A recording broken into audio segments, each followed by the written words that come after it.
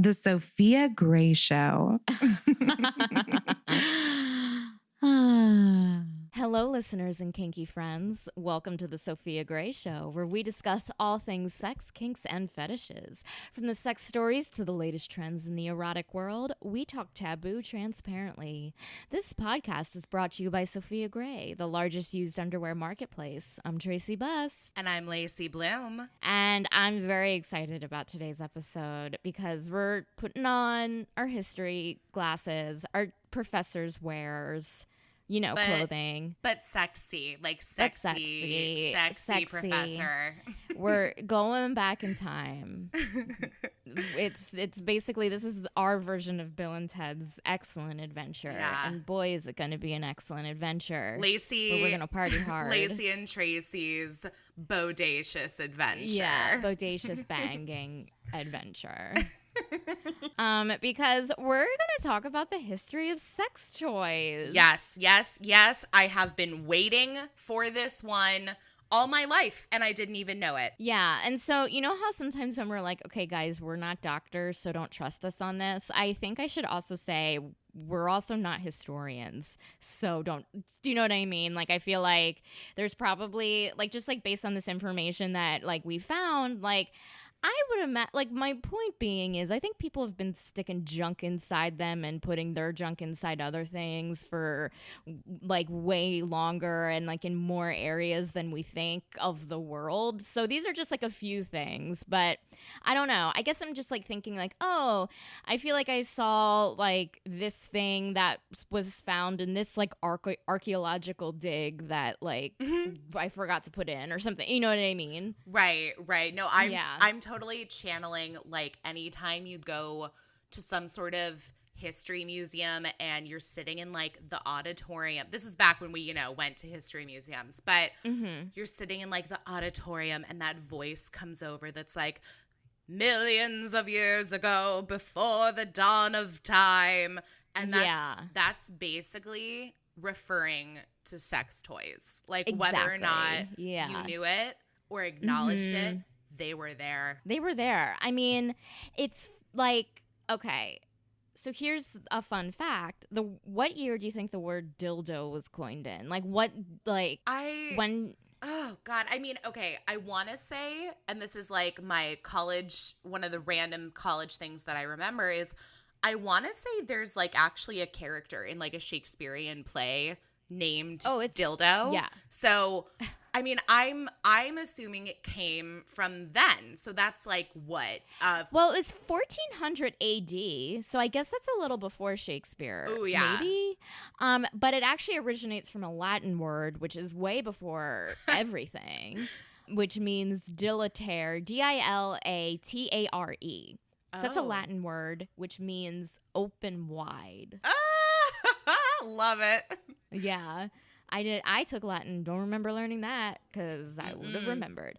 So the oldest sex toy that, like, we as, like, right now think we know likely dates back to, what year do you think? And I'm going to tell you something first. This year, the year that I read, I thought dinosaurs were still existing during this year, but I was completely wrong. Okay. So that means it's got to be BC. It's got to be before Christ. For sure, BC. Before our Lord and Savior. Yeah. Heidi Just kidding. Not really. I'm going to go, oh, God, I don't know, like 1,000 BC. No, 26,000 BC. That is like such a dinosaur time. I know. I was like, were people around during then? I guess so. I mean, someone was making them, you know? Exactly. And who was making them? A place in the world around where Germany is now. Okay. The oldest dildo that was found is what's called a Siltstone dildo. Siltstone is, I know, there's a picture of it. Like, I'm looking, like, there's a picture of a woman, of, like, the archaeologist who, like, discovered it. Yeah. And it looks like a, like, you know, just like someone, like a stone, like a dick looking like made out of stone. So siltstone is like a sedimentary rock composed of silt-sized grains. There's a tongue twister for you that I bet you didn't ever think about. I didn't know that silt was a word until finding this out. So I was like, siltstone. Yeah, siltstone sex toys. Like, yeah, whoop, that is a mouthful in all the right ways. I know. Thank God they're not for sale anymore, because it doesn't look like. Listen, for me. Like, listen, we got to get it where we can. And I feel like if you're living in 26,000 BC, like, God bless. Like, I know that you probably don't have access to, what we have now via apps and Bluetooth technology. So get it while you can. But it does not look like a fun thing to stick. No. An orifice. It just looks like ooh, I found a rock and it looks like a dick, and you stick it up in you. But it's not. Someone made this. Someone invented the wheel. Someone realized fire was a thing, and someone made a siltstone dildo. Yeah, I mean, I'm looking at the picture that you sent me of like a variety of them next to each other, because my first thought too was like, did they just find rocks that conveniently were shaped like penises? But you can tell from this picture of, the different siltstone dildos that they've discovered that there's different lengths, there's different girths. So, I mean, it is interesting. I appreciate the variety, but if there's no lube, you're not getting anything like that up in me. Mm-mm. Yeah, I don't think that. Listen, it was like sometimes these things, it's trial and error. This being the first dildo, like, you know what? I'm kind of like, good job, humanity. Like, this was a good first step. You know what I'm saying? Yeah, I'm pleasantly impressed. The fact that they were actually taking the time out of their busy days to carve these. Like, that alone, like, can you imagine being... Like, was there like one person that people would go to in like your village to be like, hey, I got a job for you, man. Like, I know you've been working on like carving, like toys for the kids. Yeah. And, like, I don't know. Not being tools. Killed by disease and other environmental disasters and animals because we're not evolved yet. Right, and like I realize you're approaching the ripe age of 30 and you're going to die any day here, but I kind of got a job in mind for you that if you're willing to take on, I think we could make a killing with these siltstone dildos. Yeah. Money isn't invented yet, but I do think. Yeah, trade them for goats. Yeah. I feel like I had never heard this before, but I guess people have thought like Cleopatra like used to like to get off by like putting bees inside a gourd, and like the bees would like stimulate her. Ooh. And that was like supposed to be sexy. And like, I mean, I don't know if there's like proof of that, but like it's just like kind of what people have said that she done. And I was like, okay. I mean, she was like, I don't know. She was freaky. Like I've heard more than one story about Cleopatra and like all the like shit she was up in. So that does that not was up in her. There it is. Yeah. So that does not shock me. Okay. Yeah. For each their own. I mean, it's like now with like honeybees being so, like valuable to our world these days. I'm like, Cleo, stop wasting a valuable resource, even though those were the times we didn't know how important honeybees were. Listen, it's fine. That's the reason that bees are endangered now. It dates back to Cleopatra. I know. People are just like, guys, like, stop putting them in your vagina. Let's be safe. Use medically sound, medical grade, Siltstone. Siltstone, yes, exactly. Make sure the Siltstone gets approved by your doctor. Just like bring in like, hey doc, do you think I could use this? And they're like, what? Like, go put that back outside. You took stones off my gravel. Well, it was between that and the bees. The bees? What are you talking about, Cleo? Yeah. Like, yeah. Okay, so there's bees? Yeah. I see us evolving over time. We've kind of gone from stone dildo to then moving into potentially a vibrating toy, I guess. I guess bees in a gourd is the world's first vibrator. So, yeah, there we go. Again, humanity evolving. Here we go. And it would be invented by a woman. I just want to put that out there. Oh, all of this was like, ladies.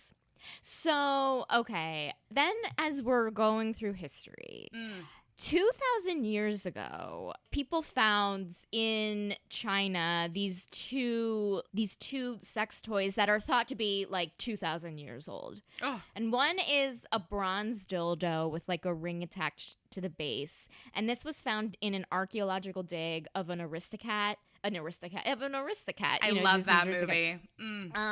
Of an aristocrat in the Chinese city of like Yinjiang, I think it's pronounced, or Yizhang, is like, it looks like the head of a dick has been cut off. So it's just the tip a little bit, kind of. Yeah, it's interesting because, I mean, there is the ring around the end of it. Like so it's like a keychain. You put it on your keychain. It's my portable dick. But yeah, I mean, I could see where somebody would like grasp onto the handle, maybe. It seems very accessible and like easy to use. I'm not gonna lie. Again, it makes me nervous because it's bronze, and you know, is that safe to put up in you? We don't know. Right. The next one on the list that this one looks like the first one of the ones we've seen so far that looks most similar to like toys today. And yeah, I mean, it's a bronze and jade butt plug, and I'm not gonna lie, dude, it looks gorgeous. It's beautiful. It looks like something like from Wizard of Oz because it's like green. You know what I mean? I want this from, as like Emerald City. A paperweight. Like, I want to just like put this out in my apartment for people to see. Mm-hmm. It's gorgeous, but it looks like it looks like whoever made it like did a great job with like attention to detail, and it's also like really artistic, and like just like I feel like it's not this haphazard, you know, Siltstone, you know, phallic looking thing. It's a piece of art. Yeah, and jade is smooth. Like, I've felt jade, and jade feels great. My favorite thing though about this specific toy is that it was discovered in a king's tomb. So like the fact that people were being, royalty no less, were being buried with their sex toys 2,000 years ago, that just it both like blows my mind and just also inflates my heart. Like, I am so here for it. It makes so much sense, and because it is just like when people are like, oh, that's too, you know, like if someone were to say like, hey, like you're being too racy in the olden times, blah blah blah blah blah, and you're like, no, kings wanted to be buried with their butt plugs. Like, you have no idea what you're talking about, grandma, or whatever. And yet people, my grandma's great, but well, and like everybody nowadays is freaking out over Cardi B and Megan Thee Stallion's WAP song. I'm like, which is so good, by the way. Oh, it's so good. They're singing about wet ass pussy, and like, yet we have a king being buried with like his butt plug. I'm just like, why have we fallen so far? Like, I don't understand. Yeah, I think it's just like people who are just like so misinformed, who like thought like sex was invented yesterday, you know? And it's like, what are you talking about? Okay, moving on through history.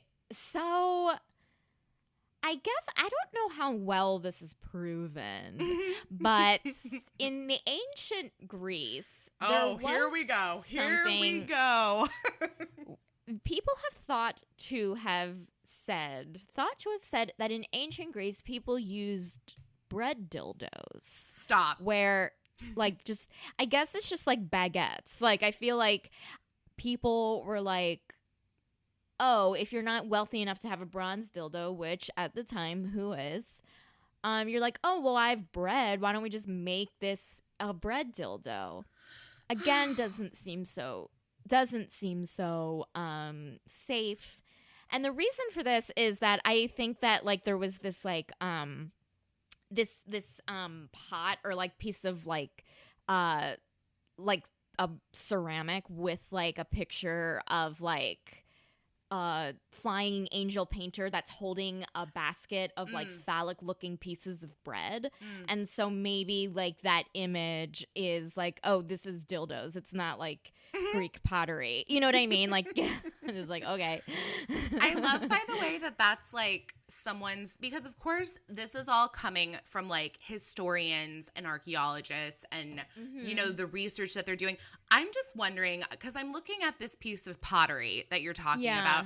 I'm wondering what about this piece of pottery said to them, this is not just a person toting around a bag of bread, and instead was, this is a person carrying a basket of phallic looking bread that are clearly meant to be dildos. Like, I mean, I don't know. I mean, unless this is like has to do with, because again, this was like very haphazard researching on my part, not on Sophia Gray's part, but like on my part when I was like trying to like find pictures just for myself, like because like it was like, oh, bread dildos used to be a thing, and so then I was like, okay, I need a visual of a bread dildo, and of course like there were like a bunch of like silly things, but like this was the closest like visual I could find, and I was like, are we sure? Like, you know what I mean? Yeah, like, it's so funny. I mean, I don't know if that says anything about the ancient Greeks or more of the historians that are studying them and how horny they are. So, I mean, that's good. Yeah. I do like bread. I do like bread, but you know, everybody knows how I feel about putting things inside of you that you can eat. Like anything that goes inside your mouth. You know, aside from body parts, generally is not something that I like to put inside my vagina. Yeah. The amount of yeast infections, am I right? Hey, that was terrible, don't like that joke. But I loved guys, it. Podcast, this episode is over. I'm going to go punish myself, and not in a sexy way, because that was a bad joke. No, because was a bad joke. We're moving into my favorite time that I think is probably one of the few... I think this is probably one of the more common time periods that people are like a little more familiar with when it comes to sex toys because of the idea of hysteria. And yes. I think that's something that has been discussed across generations. Like, we still talk about hysteria today. And so the fact that this is part of our discussion, I really like. So please dive into hysteria in the 1700s. Okay, well, so where do I begin? Hysteria in the 1700s. Oh my goodness. Okay, so I feel like, you know, to kind of go off to what you were saying of like what maybe there's more common knowledge about is that like a lot of people have heard that vibrators were invented by male doctors when women would come in experiencing some sort of health issue, and men doctors who don't take women seriously because it's a patriarchy, they would just say, oh, they're being like they just have hysteria. Yeah, they're being hysterical. They're being hysterical. So what these doctors would do is they discovered that, oh, if they rub their clit or give them an orgasm, that would calm them down and henceforth heal this female disease that they're dealing with called hysteria. And ultimately, that led to the invention of what we know as a vibrator. Right. So it kind of bums me out that that's the history of something that has brought us so much joy, because it's whatever. But that said, I am so glad women and men have like taken this like kind of invention that's like was like such that came onto the scene in such a degrading way, as we're now using it to be like, no, this feels good. We're using this because this feels good. We reclaimed it, which is great. Yeah. So I guess like the first vibrator that like to record is, this is such a funny term, but it's a steam powered manipulator. I mean, did you also immediately think of a train? Because I did. Yes. Yeah. I thought of like going, like, I mean, I feel like even just by like looking at this thing, like, you know, when you go to like a history museum and it's like you're going through like the Industrial Revolution wing and you're seeing all the new like inventions, like this could have easily been in there. But basically, it looks like this fucking scary contraption.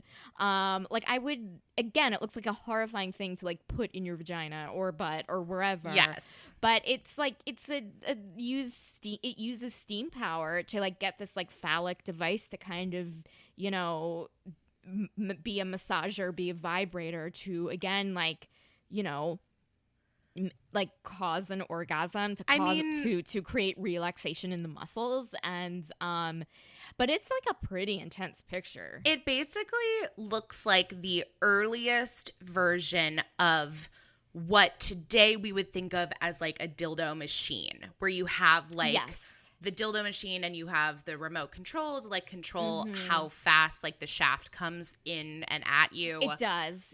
Except everything else, you know, a typical dildo machine today is like so much more compact than this monstrosity is. Because I mean, it looks like an invention out of like Beauty and the Beast from like Belle's father. Yes, Belle's father definitely invented this, and boy would Beauty and the Beast. Okay, anyway, I digress. But like, I think what's bothering me about this of just like, whoa, is that it's so rusty, and it's like, again, I'm just like, what? Right. But you know, so it is very interesting, like, because then I was reading about it, I was like, yeah, of course it would be steam powered. The first thing would be steam powered. But then we've got to the invention of electric devices. And then things became like a little more handheld. And so the first electric vibrator came around in 1883, created by English physician Joseph Mortimer Granville. Ooh, what a name. I know. Yeah. So it's so crazy. And this was actually in the UK. So this device, I think, kind of like the manipulator. Oh my God. Again, what a fucking crazy name for a device. It wasn't for, you know, to get women off, but it's kind of funny because like he said that it was invented for pain like headaches and irritability and indigestion, but obviously people put it on their genitals and other places that can create like, you know, a fun feeling. And so that kind of this electric vibrator is part of the history of sex toys, because people put it on their junk. You know what I'm saying? Oh, yeah, because if you can find a way to put it inside you or like give you pleasure, most people will. I will say that if you are looking for like, if this, you know, episode gets you going and you're like, oh my gosh, I just want to do a deep dive on the history of sex toys, there's actually a really cute movie that came out about, I want to say like 10 years ago at this point, called Hysteria. And it's got one of my favorite men in the world, Hugh Dancy. And he stars as Dr. Joseph Mortimer Granville. And so it's... Oh my God, that's awesome. I got to see it. It's very good. It's very cute. But if that movie is anything to go by, everything you're saying is so true, because like he comes into working at this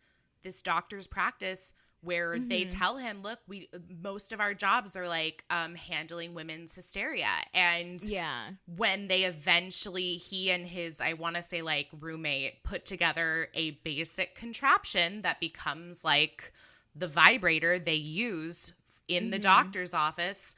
And he very much says, this is not about pleasure. This is not about female orgasm. This is just, you know, a medical procedure. And until the very end, where he does admit, like, look, women experience pleasure too. Because I mean, this is a time when we're still very much operating under the idea that women don't experience pleasure during sex. This is not meant to be a fun act. This is meant to have babies, or if men need to get off, because that's what they need. They have to have it. So it's part of your wifely duty to let your man get off. Yeah, for sure. But anyway, I totally recommend checking it out. I gotta watch it. It's a fun watch. It's not as sexy as like one might expect, I guess, but at the same time, it's not a sexy thing. it's as a historical movie. Like, you know, you're not watching it for any sort of like titillation. Like, I feel like that's great. Yeah. Yeah, it's really entertaining. So, if the minute you mentioned his name, I was like taken back to that movie. So definitely check it out. Rent it. I think I'm gonna like watch it tonight. Moving forward in history, the world keeps rotating. Now this is a name I like. The next thing that after this vibrator came, the Pulsocon. I like this too. I like the this Pulsocon. one. Welcome to the Pulsocon. Okay, so this was invented by Gerald Joseph Macara. And again, supposed to be a vibrating massage toy that was called a blood circulator. Boy, did it circulate some blood, if you know what I'm saying. I feel like I am all of my jokes today are just like, I feel like I'm an inner 12-year-old boy right now who like just learned about sex, and I'm just like, vibrators. This, by the way, is like the history class that I wish I had gotten as a 12-year-old. Like this would have made it so much more entertaining.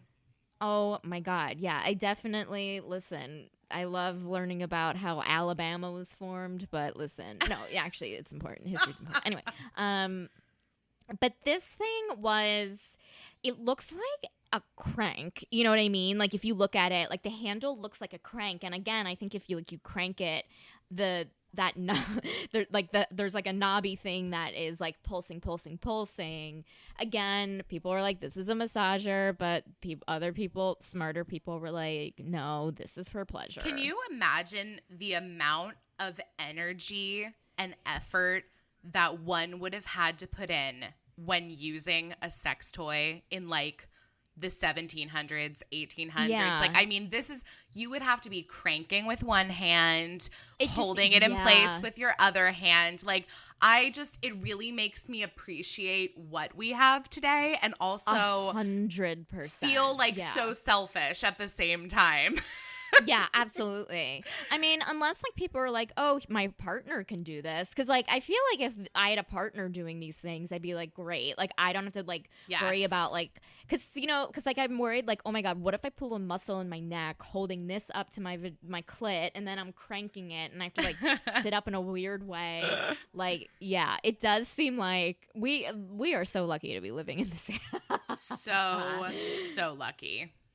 But granted, I'm sure people who were using this were like, oh my God, we're so lucky to be in this era. Because before, so true. We were having steam-powered rust rods being shoved into us. So, yeah. Well, and talk about steam-powered. Like, you've got one coming up here that is water-powered, because and this is something I feel like we don't talk enough about in general. Water methods, like shower methods, like how to get off using water, because lots of people do it. I mean, when I moved into my new apartment and saw that I had like an adjustable shower head, that I was like, hello. So I thought this was so cool that this dates back, at least this idea that we know of dates back so long ago. Yeah, so it looks like there were it was called a pelvic douche device, like douche, and this was in France, so like obviously it wasn't like douche, but like douche in France means like clean or whatever, but like it's not like what you see at CVS when you look at douche. So it's not like people were using douches to get off, but so it was pulsating water pleasure that women have liked. It's been around for, 200 years. And I guess people would get medicinal baths, in the ancient times, and even, later, like hydrotherapy really took off in the 19th century. And so people would go to spas where they would offer this douche device or douche device, which was just a spray of water, and you could do it in your pelvic area for a specific type of hydrotherapy, but obviously it felt very good, and women, I'm sure men too, are probably like, this feels great. Oh yeah, they would. I'm bend over for that. Like, who wouldn't I mean, it's I think about all the ridiculous spa services that we offer nowadays, and especially living in Los Angeles. I mean, I've seen too many videos about people going to get vaginal steams that Yeah. I'm just like, I would much rather go have this version of hydrotherapy. I know. Yeah, vaginal steams definitely make me nervous because it is just like, oh, you don't want to like I don't know. Well, that's just me, but everyone should do whatever they want with what they want. But in terms of like thinking that something like that could be good for their health, it's just like, okay, well, let's just like make sure we do the research on that. Yeah. But with this, it seems like with this pelvic douche, like it was also, I think it was on also like women come here if you have hysteria, and like Right. I feel like if I lived back then and I'd go into the doctor every day and be like, my hysteria is bad. Well, and here's the thing about my hysteria is she's bad. here.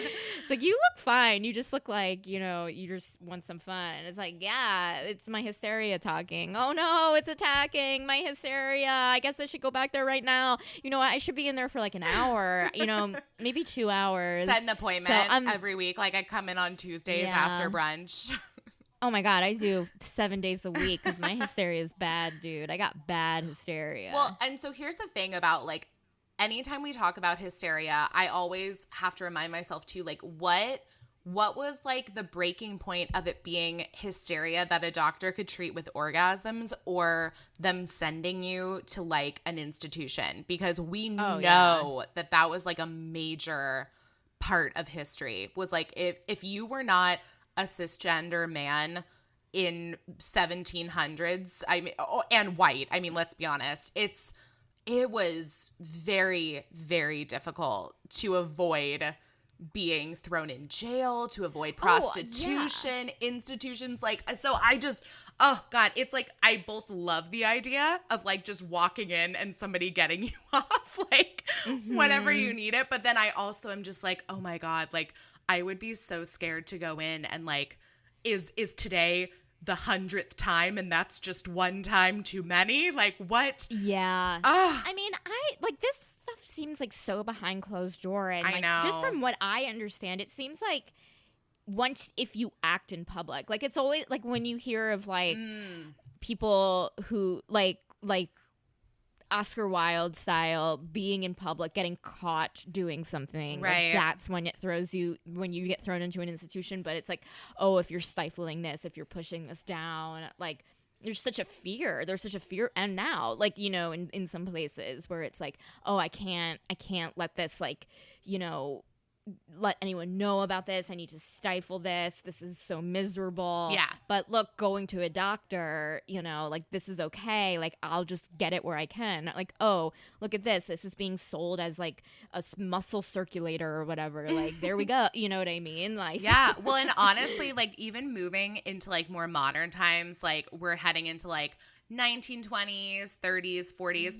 It is hysterical to me. Haha, hysterical. Yeah. How many sex toys were basically marketed not as sex toys. Like, I mean, this is, again, a great example of people taking anything that you can get off with and getting off with it. Because, I mean, so many of these were marketed as like beauty tools or like weight loss aids. Yeah, which that is like, that's okay, so cool. funny. I find that so funny.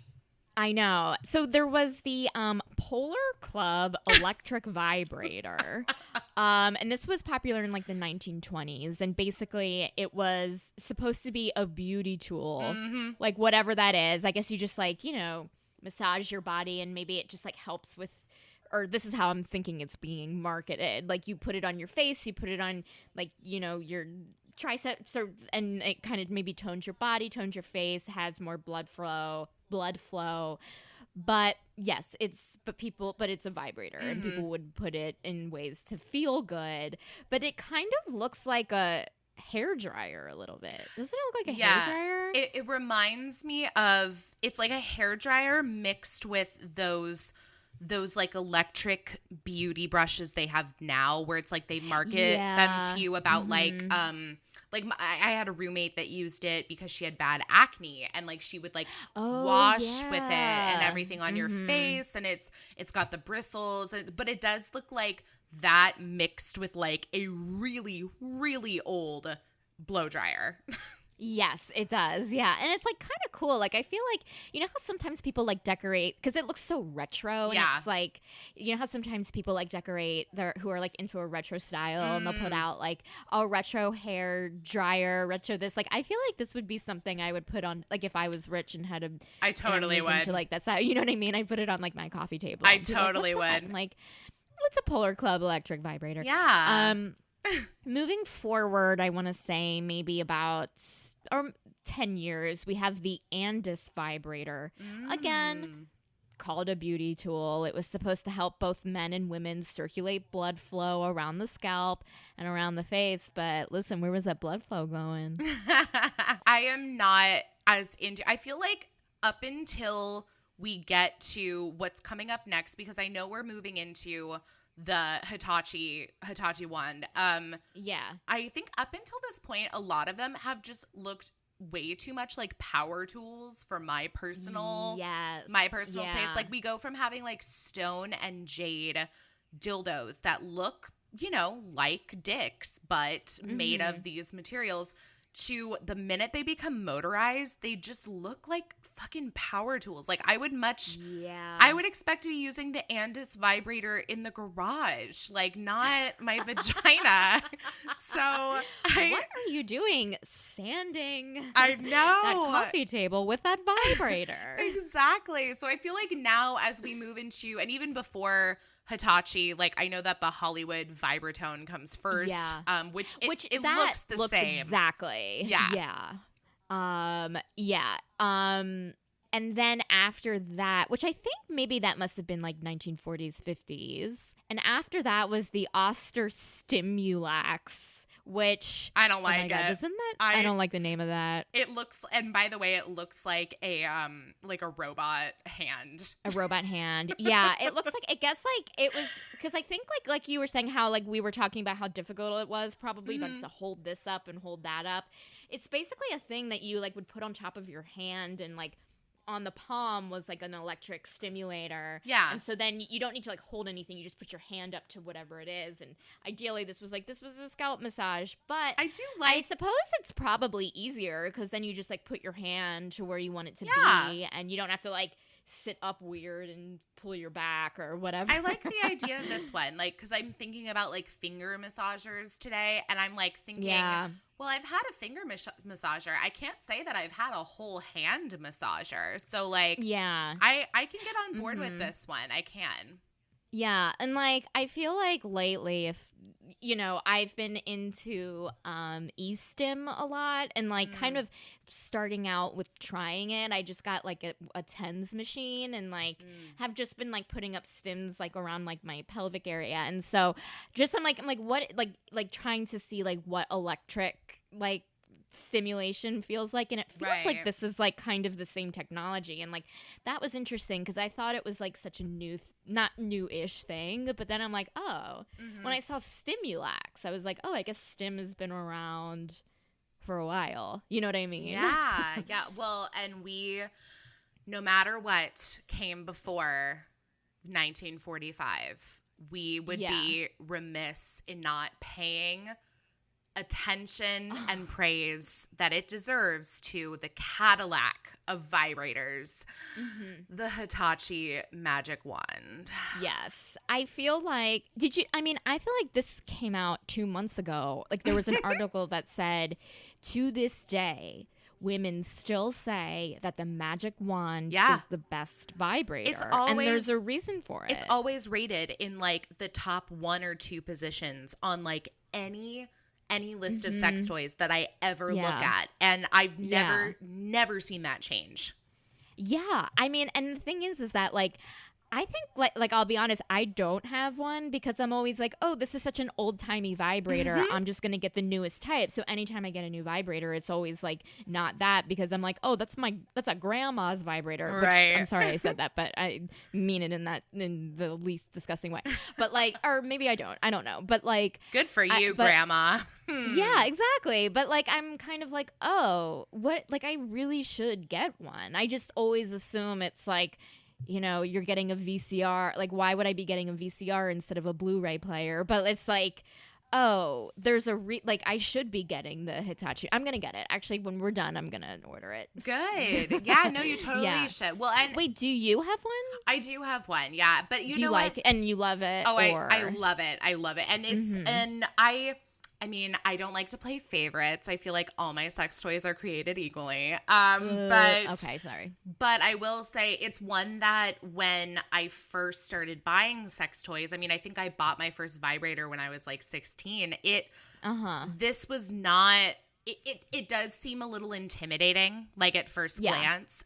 So this wasn't one that I started with for sure, but it was definitely something that as I got older, I was like, well, this is the vibrator to end all vibrators. Like I have to at least try it and like see what it is. And it's I don't know anybody that's ever been disappointed by, and I don't think it's called I don't know if they still call it the Hitachi magic wand. I think it's technically owned by a different company. Yeah, it looks like it's owned by Vibratex.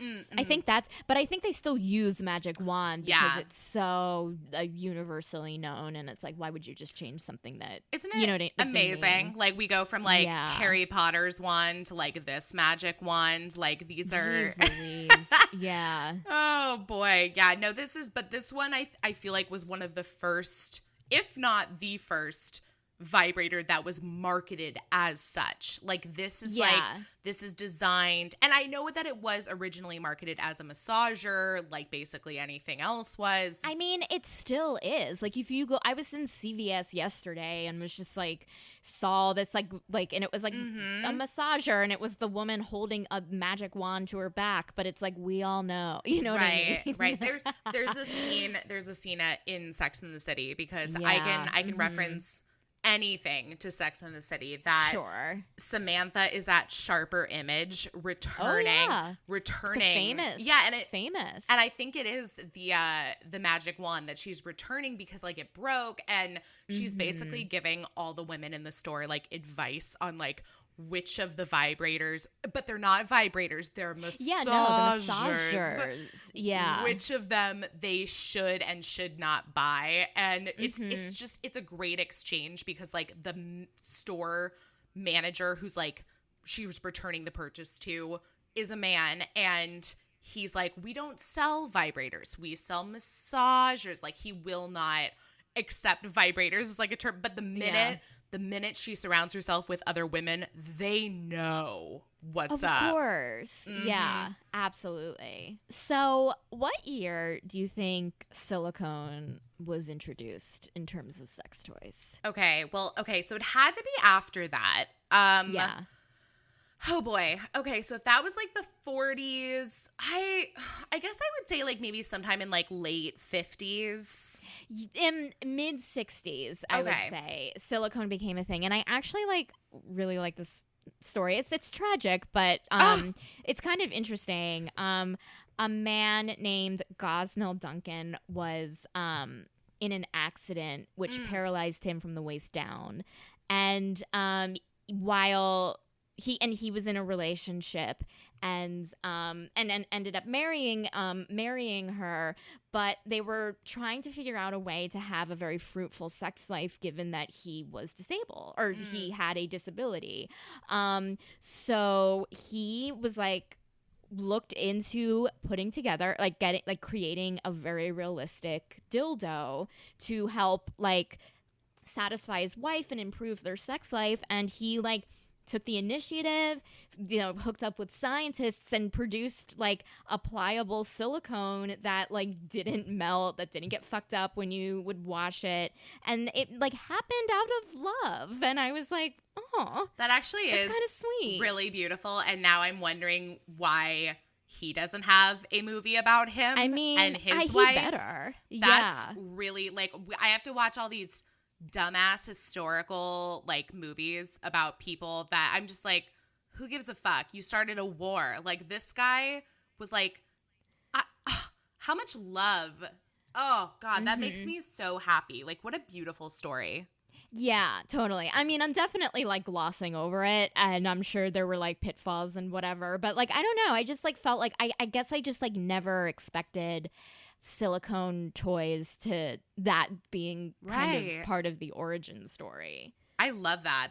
I'm gonna hope and pray that Netflix makes a movie about him. I think so, yeah. And, like, you know, having strong female characters in the role as well.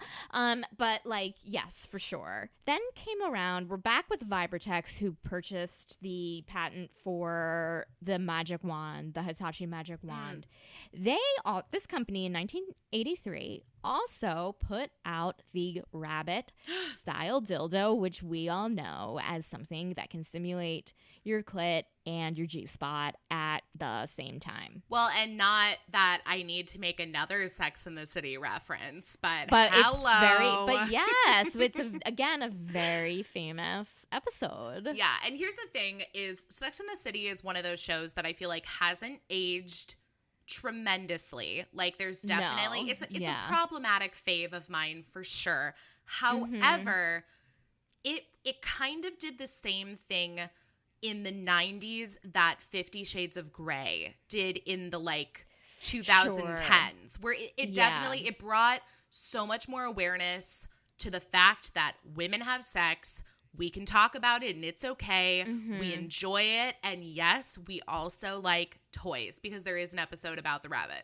Yeah, totally. Like Sex and the City, for better or for worse, normalized women having sex lives in similar ways that we see cisgendered white rich men having sex lives. Yeah. And then with 50 Shades of Grey, again, for better or worse, normalized bondage, and that bondage is a very sexy thing. So the content of those things I kind of do take issue with, but I feel like the role that they play in culture is very positive. Yes. Here's an interesting fact that in Japan at the time that rabbit-style dildos were being invented, it was illegal for manufacturers to make sex toys. So rabbit vibrators were put into like animal shapes, like turtles and kangaroos, and they passed them off as something other than sexual aids. That has got to be, by the way, if anybody out there is like a collector of sex toys, like that has got to be like a collectible at this point. Like, can you imagine picking up a kangaroo vibrator? Like I'm like picturing it, and I'm going to go on a deep dive looking for a kangaroo vibrator after this. Let me tell you. I'm sure they're there. And like it's funny because like what if like kids are like going through their parents' old things and like, why didn't mom give me this toy when I was little? It's a little It's so cute. I want the kangaroo. So in the 2000s, obviously, with Sex and the City, with 50 Shades, you know, toy sales increased.